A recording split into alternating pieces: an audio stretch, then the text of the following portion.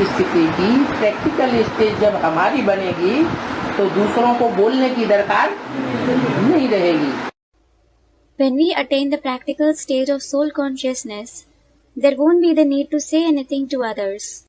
स्वतः ही देखते ही उनको भी ये उमंग उत्साह आवेगा कि ऐसी स्टेज हम भी बनाएं। Naturally, just by looking at us, they will also have this zeal and enthusiasm. We too should make our stage such. क्योंकि आत्म की स्थिति में रहने से ही बीज रूप स्टेज को प्राप्त करेंगे। It is because only by staying in the soul conscious stage will we attain the seed form stage. और बीज तो बहुत छोटा होता है। And as a matter of fact, a seed is very small.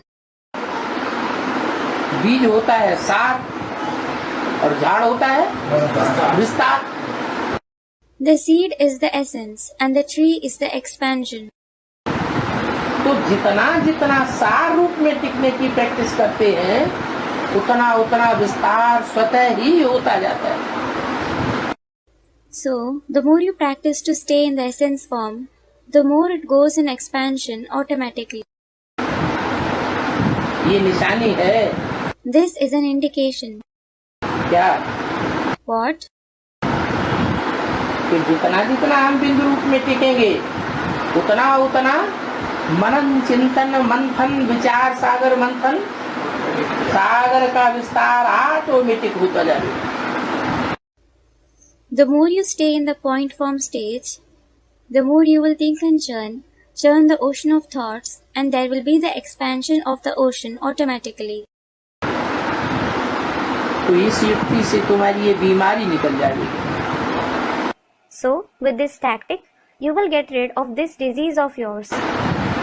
जब ज्ञान का मनन चिंतन मंथन करेंगे, आत्मा के अनेक जन्मों का मनन चिंतन मंथन करेंगे कि हम आत्मा ने जन्म जन्मांतर कैसे कैसे पार्ट बजाया है, किन किन पार्टधारियों के साथ बजाया है, कहाँ कहाँ संसार में हमने किस किस स्टेज पर किस किस स्थान में रह करके पार्ट बजाया है, ये सारी बातों पर मंथन करेंगे तो हमारी पट जरूर उतरती जाएगी।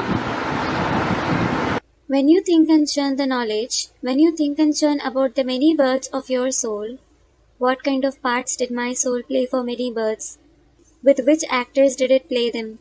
Where, on which stage, and staying in which place did I play my part on this world? If you think and churn on all these topics, the rust on your soul will certainly keep being removed.